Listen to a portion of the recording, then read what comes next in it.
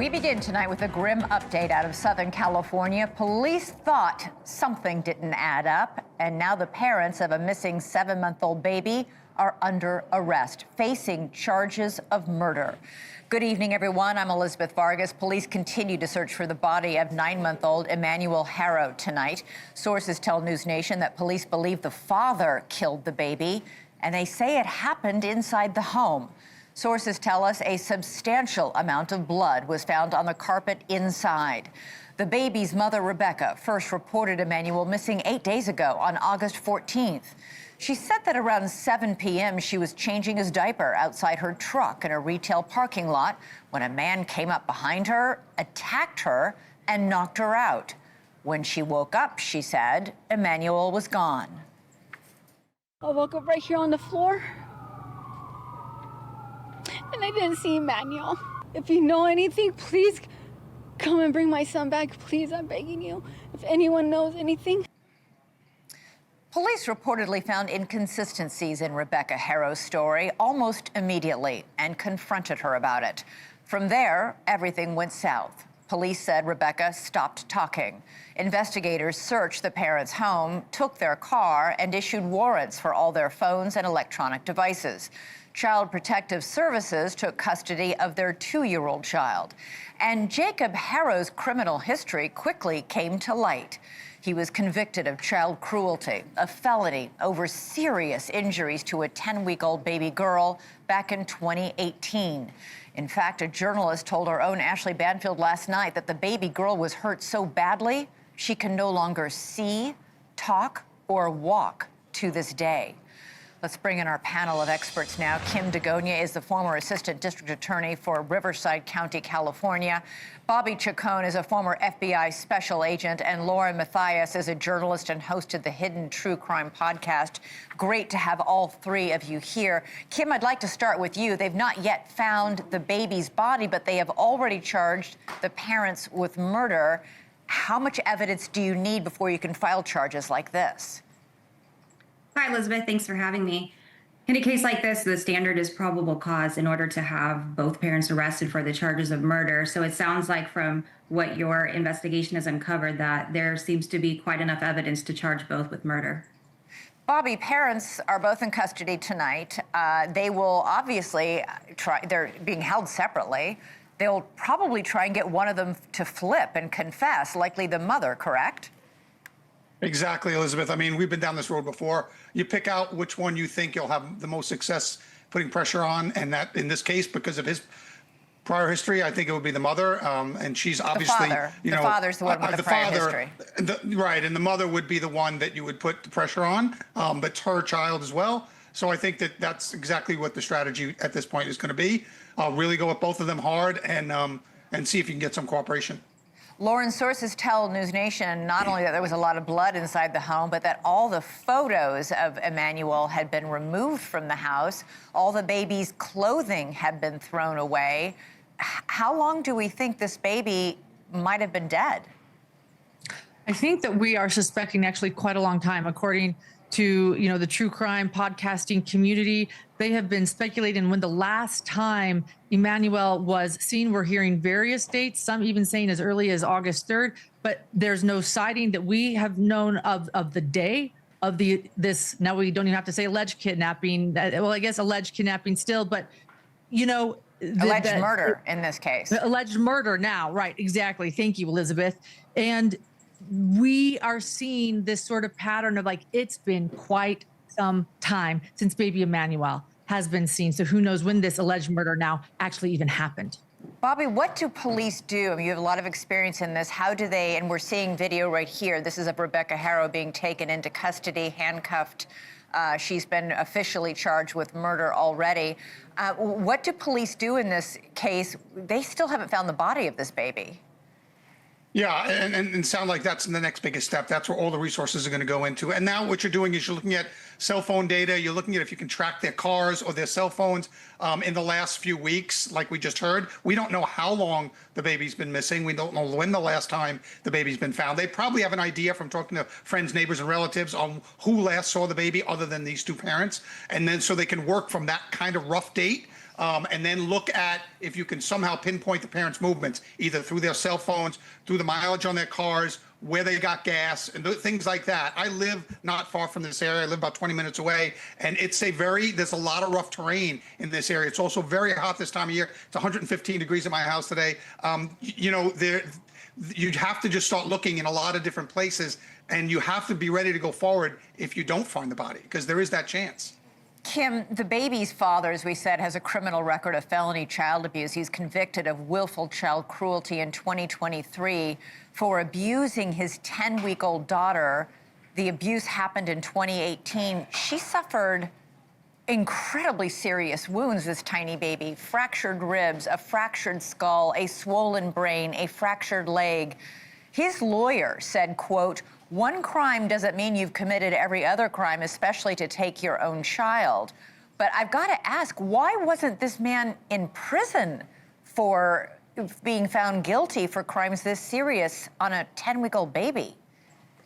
Well, that's the great question here, Elizabeth. He absolutely should have. The charges are horrifically undercharged from his 2021 offenses with his 10-week-old baby. That charge in and of itself should have been charged as an assault under age 8 years old with permanent paralysis, which is a prison term of life. He should have never been out of custody.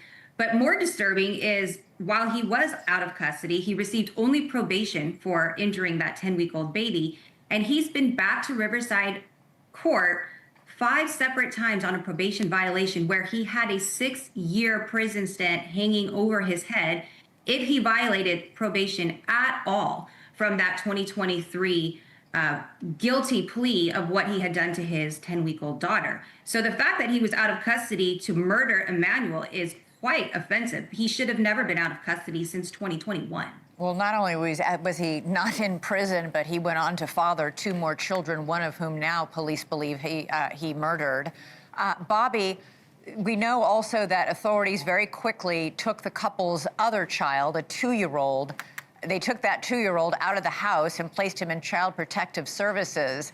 The 2-year-old is, I think, too young to be a witness to anything, or is he? He probably is too young. I mean, they'll have specialists. They have really good specialists that deal with children in these situations. I certainly am not one of them. I would bring in specialists like that to talk to these children. But 2 years old does seem to me to be a little too young to have anything of value, in the case. There's also the question, though, Bobby, they were at a football game for one of Jacob Haro's older children. I don't even know how many children in total he had. But that child, if that child was old enough to play football, is old enough to be a witness if he saw anything. That's right. If he saw anything or if he heard anything, even after the fact, he may have heard something or saw something apart from the actual murder, saw something else that could be of value to investigators. So, I'm sure that they're having, again, those special people that are, well-versed and trained in interviewing children of that age. And I'm sure that child, that a 7-year-old certainly could have seen something or heard something of value, separate and apart from the actual act of violence that could be of value to the investigators. Lauren, let's talk a little bit about how much Rebecca Haro's story began to fall apart and how quickly it fell apart. She told police and the media, she went on TV 2 days after this kidnapping they said happened. She went on television and said, "Oh, this black eye that I have here, this big bruise, I got that because the attacker knocked me out." Well, it turns out videos emerged of her with that black eye for days, maybe even weeks before the Thursday she said the baby disappeared. In addition, nobody at that football game, nobody at that big box store or that parking lot where she said the baby was kidnapped, nobody else that day saw baby Emmanuel. Absolutely. Her story started falling apart immediately. And law enforcement now state that they saw that, as well as the public. Again, the black eye that you mentioned, she had it earlier. Again, not being able, she says herself that she couldn't see this assailant. Well, guess what? She's not the only one. And it wasn't, necessarily because she was knocked out unconscious, because no surveillance that we know of has ever seen anyone that was stating hola and taking a baby or attacking anyone in this parking lot. Everything she has said, not a single bit of that has been shown to be accurate. And again, even though baby Emmanuel hasn't been located, they're stating that they have enough evidence now to charge these two with murder. So clearly there's evidence out there that shows that there's been no sighting of Emmanuel, and her story has absolutely not made any sense from the very beginning. Yeah. Hey, Bobby, will they be able to test the blood that they say they have found on the carpeting inside the home and do a DNA match to the baby? Would they have a DNA? He was just born, I'm assuming, in a hospital. Do they take tests like that? Would there have been umbilical cord, something like that, that might make them be able to make a match that that blood is in fact from the baby? Yeah, I mean, they have the baby's known blood now. You know, hopefully you can get off a hairbrush, you can get off a lot of different things. You can get off a dirty diaper.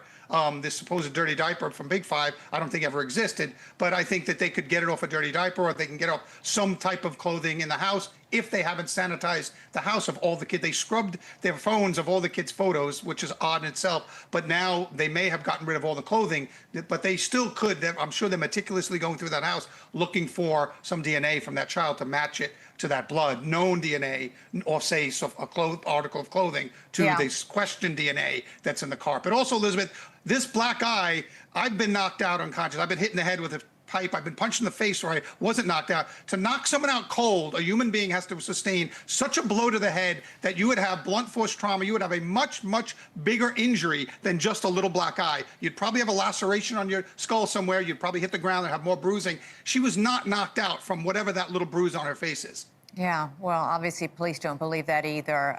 Kim DeGonia, Bobby Chacon, Laura Mathias, thank you both so much. This case so reminiscent in some ways of that Susan Smith case back in 1994, the mother who claimed a man came up and stole her 2 young boys, only to be found guilty later of murdering her own 2 young boys and making that whole story up. Thank you both so much. We'll be continuing to follow this as the story develops. All right. Coming up for us on this very busy news day, convicted killer Lyle Menendez is about to find out any minute now if he's been granted parole 1 day after his brother Erik was denied.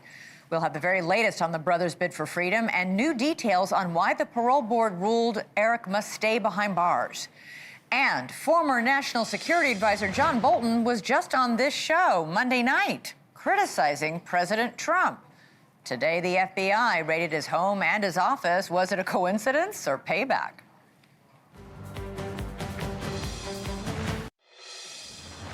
Could one Menendez brother be released from prison while the other stays behind bars? Well, despite their unified attempts to regain their freedom, the answer is yes. Tonight, Lyle Menendez is going before a different parole panel than his brother Erik did yesterday, and he's hoping for a different outcome. Yesterday, Erik was denied parole by the board that heard his case. The merits of each case are being considered separately. The brothers have spent more than 3 decades behind bars for the 1989 murders of their parents, Kitty and Jose Menendez. Supporters say they have both been model inmates in prison, that they're rehabilitated, remorseful, and should be released. A resentencing judge concluded as much 3 months ago. But after a marathon 10-hour hearing yesterday, the parole board decided otherwise. Parole Commissioner Robert Barton said Erik posed a, quote, unreasonable risk for public safety if he was released. Barton pointed to numerous infractions Erik committed while in prison as the primary driver for the denial. He had a contraband cell phone, several times caught using that. He was using drugs behind bars and also joined a prison gang. Barton also rejected the brothers' argument that they were in fear for their lives, and that's why they felt like they had to kill their parents. The parole decision was commended by LA County District Attorney Nathan Hochman, who's been outspoken against letting the brothers go free. In a statement tonight, Hochman applauded the board for its thoughtful decision and for weighing all the evidence and relevant parole factors. So now the question is, will Lyle's parole panel also deny his request for parole? His prison record is cleaner than Erik's, but his motives to murder his own parents are a bit more troubling since he was going to college and not even living at home full time. So if Lyle is turned down as well, Governor Gavin Newsom could still release them. State law gives the governor authority over the parole board, so he can approve, deny, or modify parole board decisions for people convicted of murder. The brothers' lawyers have also asked for clemency, which the governor could grant. And if all that fails, the brothers can try for parole again in 3 years. All right, for more on all this, let's go to our panel. Former homicide prosecutor Matt Murphy and Dave Ehrenberg, former state attorney for Palm Beach County, Florida. Thank you, gentlemen, both. Matt, I want to start with you. The parole board in Erik's hearing had some really strong words. The board ruled that the murders themselves were not the primary reason. They said it's your behavior in prison. This is the board speaking to Erik. Contrary to your supporters' beliefs, you have not been a model prisoner. And frankly, we find that a little disturbing. In other words, he's saying you're not being honest with your supporters about everything you've done. Yeah, look, this whole line that they've been model prisoners has been laughable from the very beginning. I mean, to be honest with you, this is a breath of sanity that has been blown into this case by the parole board of all places. They've got what are called major 115s. That's the CDC code for major prison violations. And each one of them had been caught with cell phones, which in the normal world is no big deal. We all have a cell phone with us. In prison, that is a huge deal. A cell phone can be used to intimidate. Explain why it's a huge deal. Because it gives you access to the outside. It means that you can arrange hits on potential witnesses. You can conduct business. You can do drug deals. A cell phone is a very dangerous thing in the context of a prison. And remember, Erik didn't just get caught once. He got caught multiple times. And it's not like they give the phones back. Multiple times with multiple cell phones. And Lyle did too. That's a huge deal in prison. These guys are so entitled that they can't even follow the rules. And it wasn't like 5 years ago, Elizabeth. This happened like 2 months ago. This happened in the midst of all of this stuff that's been going on. This is all recent. And so I've done maybe 100 BPT lifer hearings on cases not like this, but on murder cases in the state of California. And it is, for anybody that actually does that for a living, the idea that getting major 115s in the last couple of years of confinement and then getting their first date and a release date is outrageous. So thankfully, and the same thing should happen to Lyle. So we'll see what happens when they come out. And by the way, 10 hours is a lot of due process for that guy. That's longer than any hearing I've ever been in. So this was the right call. Nathan Hochman was correct, and the same thing should happen to Lyle. Dave, Lyle's hearing is going on many, many hours as well. It's going on as we speak. We still don't have a decision. It's a different two members of the parole board hearing Lyle's, the evidence from Lyle. What are the chances one will, Erik is denied and Lyle is granted parole? I would be surprised, Elizabeth, if Lyle gets to walk free and Erik stays behind bars. Erik is the younger brother. You could say perhaps he was under the spell of his older brother who was away. He was away in college, so it wasn't like he was in fear of his life, right? And then they slaughtered their parents while the parents were sitting watching TV eating ice cream. It really takes a lot of courage. They planned this in advance. And then you had Kim Kardashian, all these celebrities come and pay homage to them and made them into heroes when in reality the parole board exposed the truth. They were no model prisoners behind bars. They have not also taken responsibility for their actions. There is no reason why they have to be released early. When they were prosecuted, they're eligible for the death penalty, but the jury says no, life without parole. That's the penalty. That's the sentence. So does that mean 35 years? I thought life meant life. Matt, well, the parole board in Erik's hearing really focused and decided, they said, mostly based on all the infractions he committed in prison, the brutality of the murders also came in. The board did say they didn't understand why he killed his own mother the way he did. They said he was, quote, devoid of human compassion when they murdered her. And they grilled Erik on why, if it was so bad, he didn't just leave. He was 18 years old. And I have to be honest, you've been on the show, we've discussed this case before. I have never understood this. One was in his 20s, the other was 18, and a legal adult. If it's that bad, leave. Why do you feel like you have to get shotguns and blow your parents away? Well, the answer to that, Elizabeth, is because it's not real. The first time they mentioned any sort of sexual abuse was after they got their defense team, and they had an excellent defense team. But they didn't mention it to Dr. Oziel, the psychologist that they were seeing. It's because it's not true. And even if it was true, even if Mr. Menendez was the worst molester in history, you don't get a free murder on mom. You don't get to murder the mother. And they reloaded that shotgun. Lyle did it. He put that to her cheek. That's a Mossberg 12 gauge. That is one of the most brutal close combat weapons ever invented in the history of firearms. And they did that. Look, a lot of people still believe they did it for the money. It was a lying in wait is what they were convicted of. That was the special circ. But yeah, it's not, they could have left. They didn't. There's a tremendous amount of evidence that this was a murder for financial gain. So again, the parole board did exactly what they should have. They looked at the evidence. They called out the BS of the social media crowd that watched a Netflix special and decided 2 cute boys should be released from prison. These guys they were convicted of one of the most brutal murders in the history of Los Angeles. And in my opinion, they are exactly where they should be tonight. Dave, we did know that leading into these parole board hearings, the odds were stacked against the brothers. They were both assessed by authorities in the risk assessment report as being a moderate risk to the public, which immediately raises a lot of red flags and questions like, okay, that doesn't sound so good. Only 20% of inmates who are given a moderate risk are ever freed.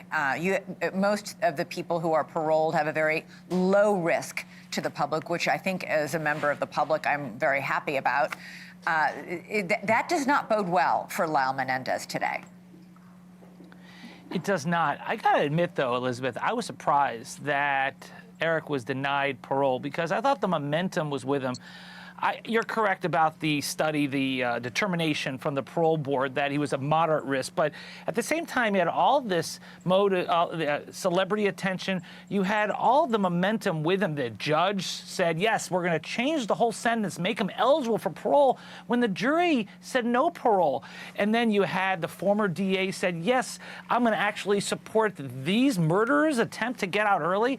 So I thought it was going to happen. I mean, Netflix that was the has a lot of previous sway in DA our who was just society. voted out of office.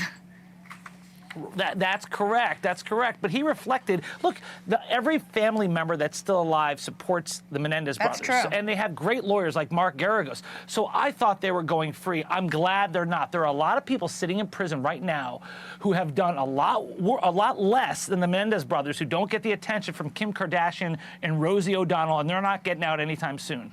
Yeah, that's a good point to note. Matt Murphy, Dave Ehrenberg, always great to have both of you on. Smart prosecutors. Appreciate it. Coming up for us, brand new audio of Ghislaine Maxwell's interview with the DOJ. Find out what she said about President Donald Trump and former President Bill Clinton. It might surprise you.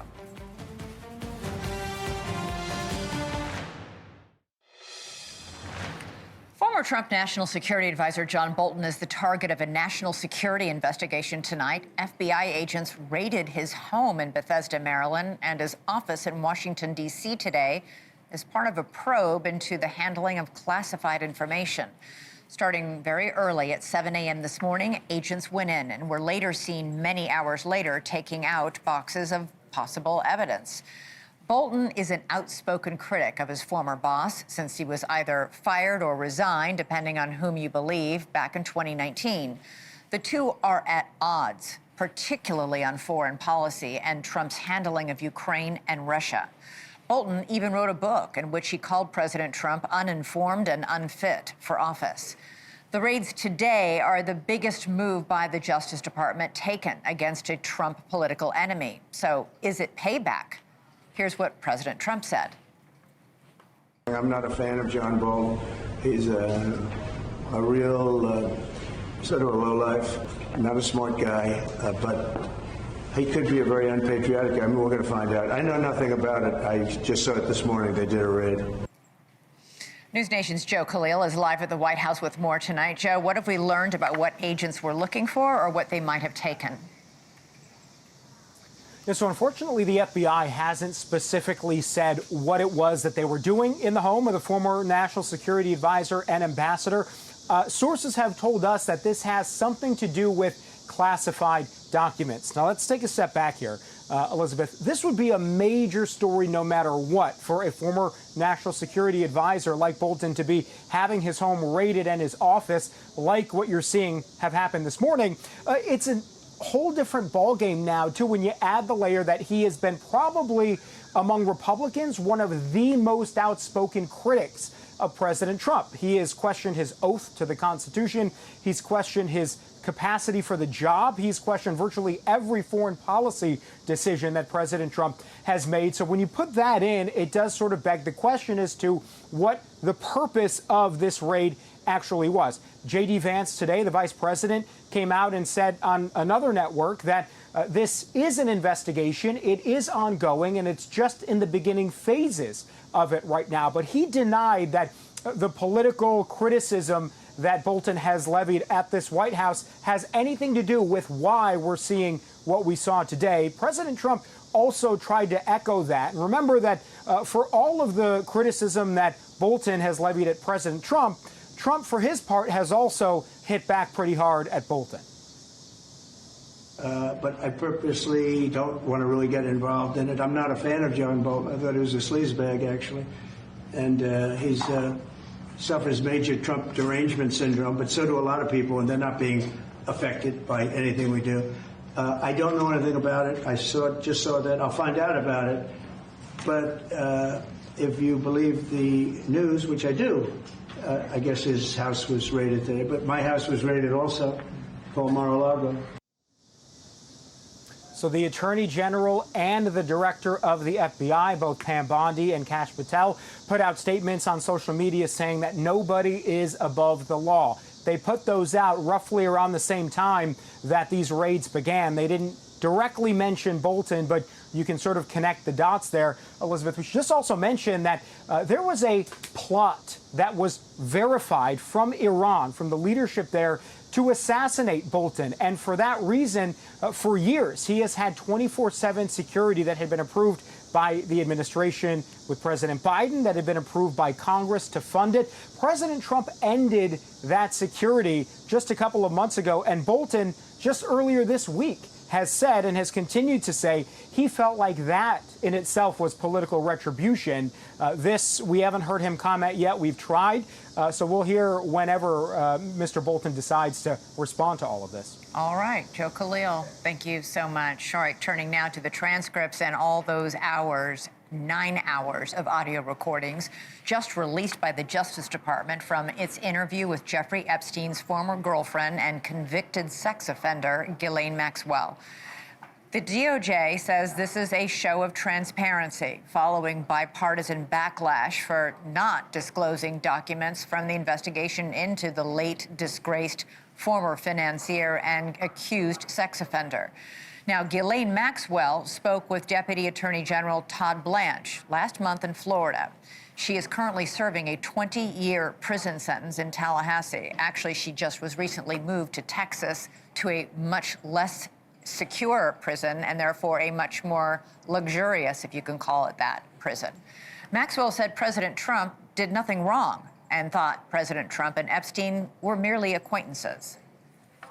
I don't recall ever seeing him in his house, for instance. I actually never saw the president in any type of massage setting.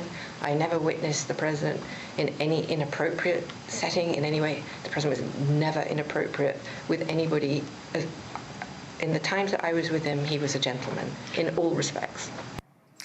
When asked about Epstein's death in a New York City jail cell where he was awaiting trial, Maxwell cast doubt on the medical examiner's report. So you think he did not die by suicide, given all the things we just talked about? I do not believe he died by suicide, no. Still, Maxwell was skeptical that the convicted sex offender was killed to protect people from blackmail. And as for finding out who Epstein's clients were, Maxwell told Todd Blanche that there is no client list. During the time that you were with Mr. Epstein, and even in the 2000s when you were around less frequently,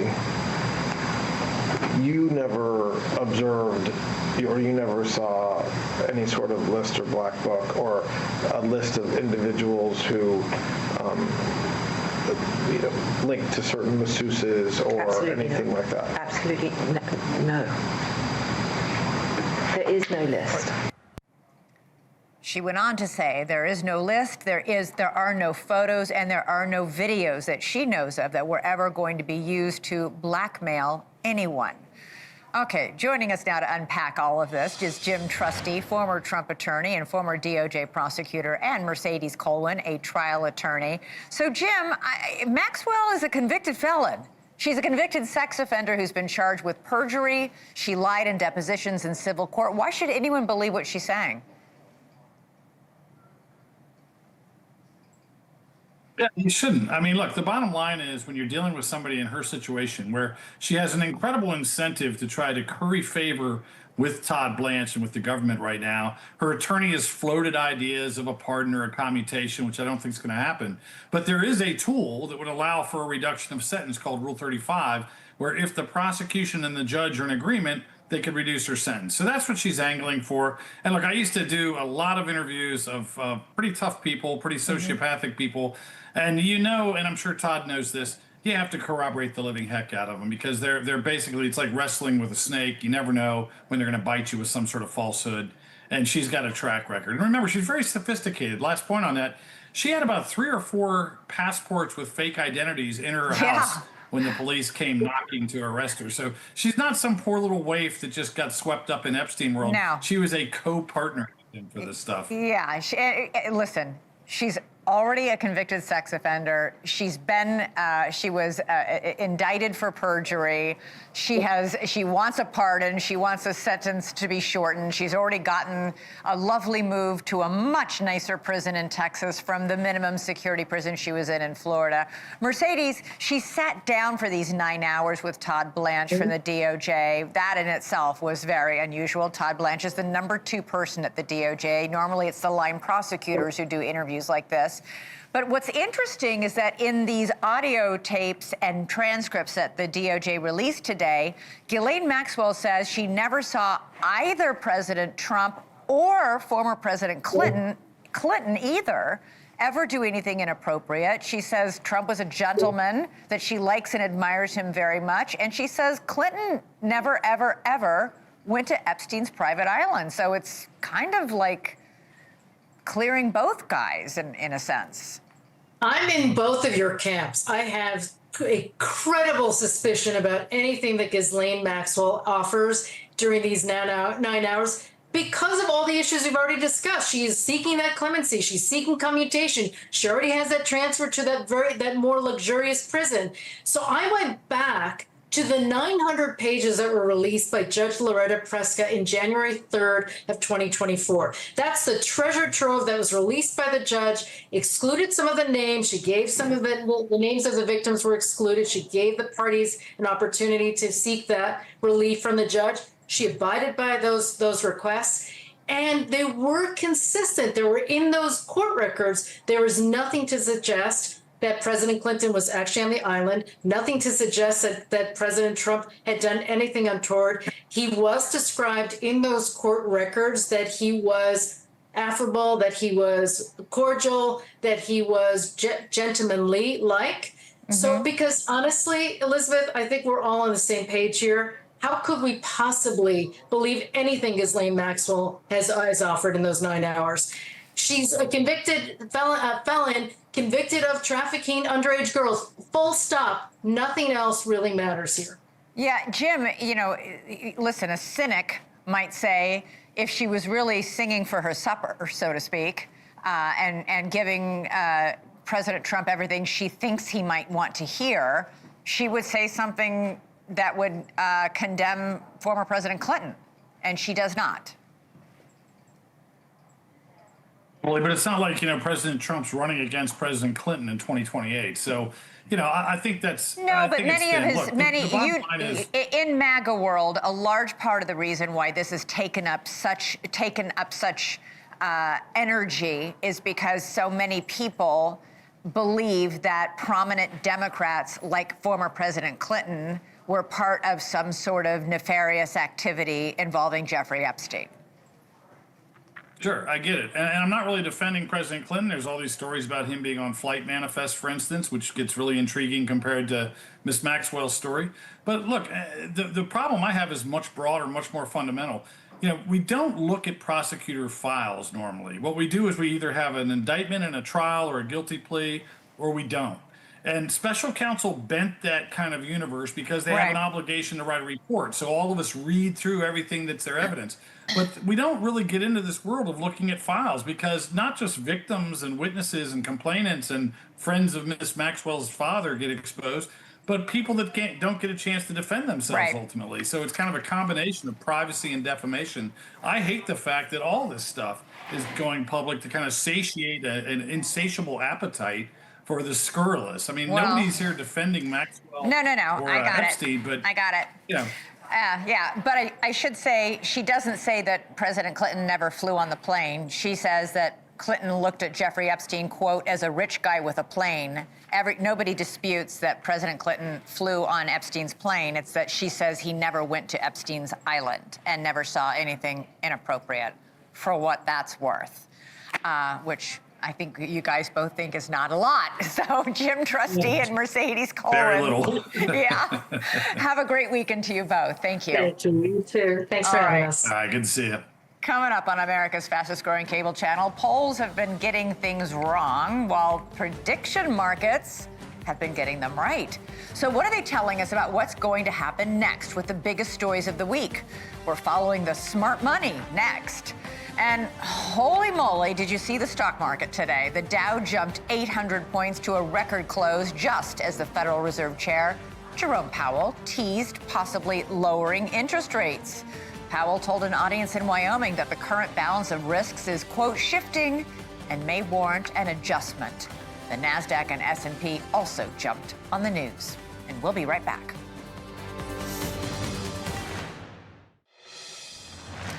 Tonight, we're launching a new segment we're calling The Smart Money. It is a weekly look at the most interesting and important developments in the prediction markets. Now, these markets are increasingly popular. They're exchanges where people like you and me can take positions on the outcomes of current events. And in recent years, signals from these markets, the so-called wisdom of the crowd, have frequently proven more accurate than traditional polling. Kalshi is the only exchange where Americans can currently trade on everything from elections to the weather. And they have alerted us to some of the most noteworthy action this week. Are the markets telling us what's about to happen? Here's Hannah Doba to tell us where the smart money is trending. The war is going to end. When it ends, I can't tell you. When news happens, the prediction markets move. And this week saw abundant volatility surrounding the world's top story, the war in Ukraine. We need to stop this war to stop Russia. The question, will Vladimir Putin meet with Ukrainian President Vladimir Zelensky before next January 1st? It's been a top trending event. The market spiked on Monday after the gathering of European leaders at the White House, traders putting the odds at 70%. I believe you have two willing parties, and usually that's good news. But as the week wore on, that bubble deflated.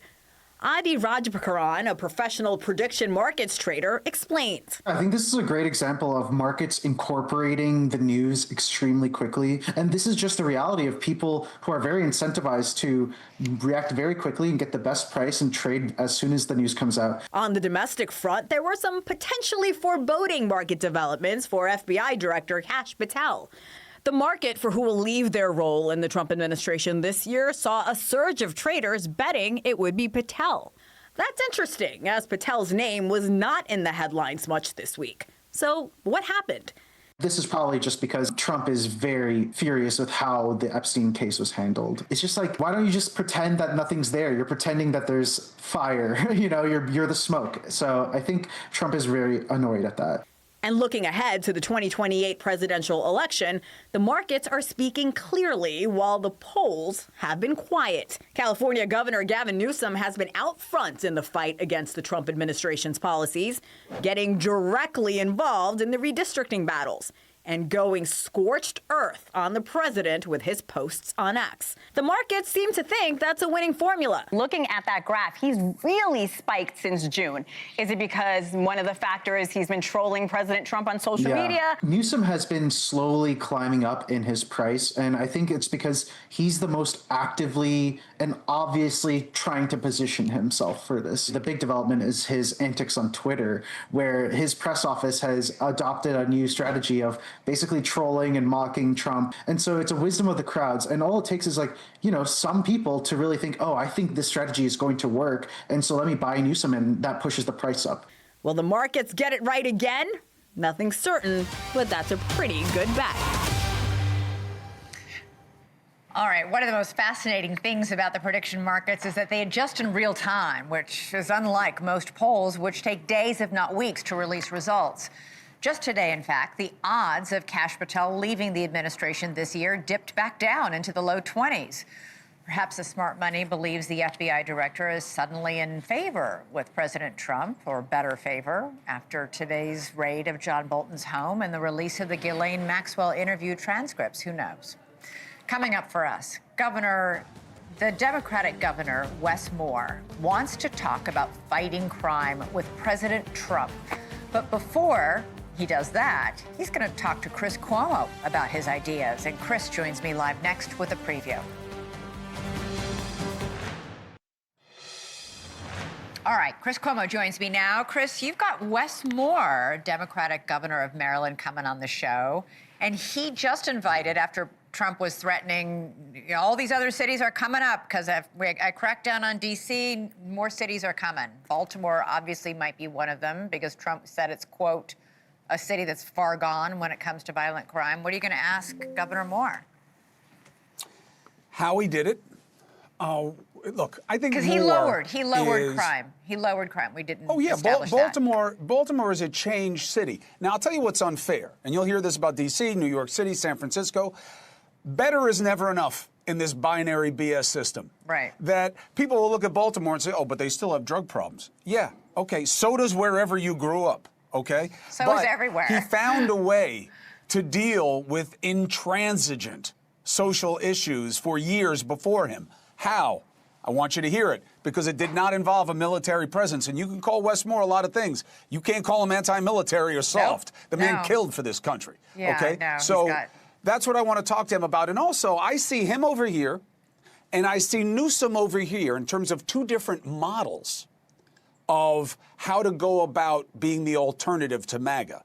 So I want him to articulate it. And I'll tell you right now, zero chance he insults Newsom or he says anything pejorative, which is part of what he's about. That's part of his appeal, you know.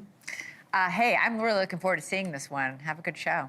Thank you for watching. Subscribe below and download our NewsNation app right now on your phone, and you will get fact-based, unbiased news for all Americans.